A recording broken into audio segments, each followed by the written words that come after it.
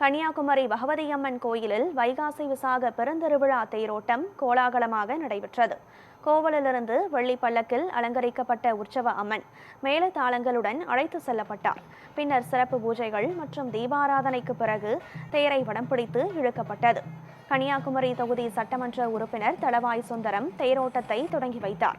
ஏராளமான பக்தர்கள் மற்றும் சுற்றுலா பயணிகள் கலந்து கொண்டு தேரை இழுத்தனர்.